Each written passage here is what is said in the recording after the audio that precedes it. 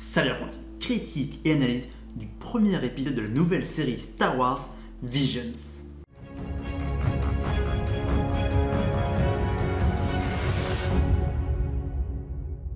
Elle est enfin là, la nouvelle série Star Wars Visions.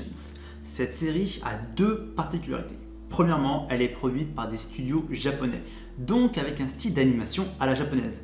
Mais il y a eu 7 studios différents qui sont intervenus, dont 2 d'entre eux ont produit 2 épisodes.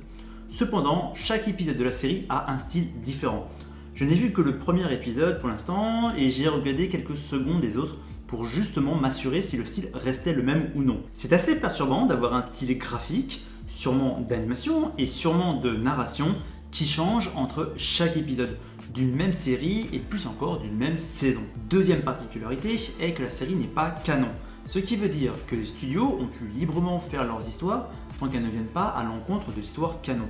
Le logo et l'aspect du titre ne changent pas sur les épisodes. La première saison comporte 9 épisodes et ils sont déjà tous sortis.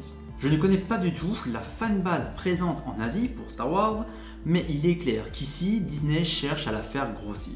Le titre de l'épisode est Le Duel. Il est réalisé par le studio Kamikaze Douga. Comme tu peux le voir avec les images qui défilent ici, le style graphique est très particulier. Je n'ai mis aucun filtre, ce sont bien les images de ce premier épisode. Il me rappelle l'aspect visuel de Sin City où seulement quelques couleurs sont visibles.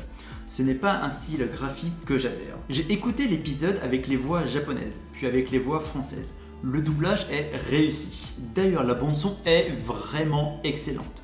Le jeu des comédiens de doublage est très bien en japonais, forcément, et en français. Les bruitages des blasters, des sabres laser, des droïdes, de l'utilisation de la force et autres bruitages sont vraiment au top. La musique est très bien et n'est présente qu'à certains moments. C'est de la musique classique pour un Star Wars. Cet épisode dure 13 minutes environ. Au niveau de l'animation, là par contre je suis divisé. Alors oui, c'est très fluide, les combats sont intenses.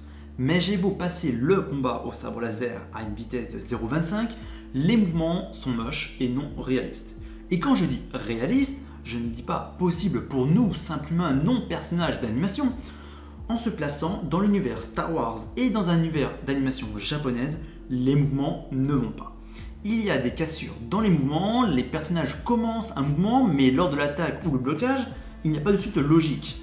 Sans être un expert du maniement au sabre, je t'invite à aller voir mes tutos au sabre et mon analyse de combat. Et au vu des mouvements, je peux te garantir que même en passant image par image, il y a un problème de mouvement. On va passer à la partie avec spoilers pour que je puisse donner plus de détails. Nous voici dans la partie avec spoilers. Bien que j'apprécie l'ambiance Japon féodal, je trouve que ça ne colle pas du tout avec l'univers Star Wars. Surtout qu'ici, on ne sait pas du tout à quel moment se situe l'histoire. On entend parler d'une grande guerre, mais laquelle ? L'univers canon et légende regorge de guerres galactiques. Après, les casques des pillards ressemblent à des clones ou des Stormtroopers.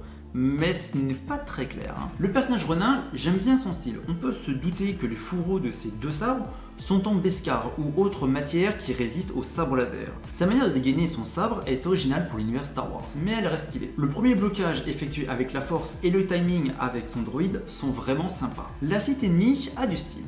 J'aime bien la manière dont elle utilise la force pour retirer sa cape. On est complètement dans l'animation japonaise, qui pète la classe dans les pauses. Par contre, le coup du parapluie sabre laser, je n'aime pas du tout.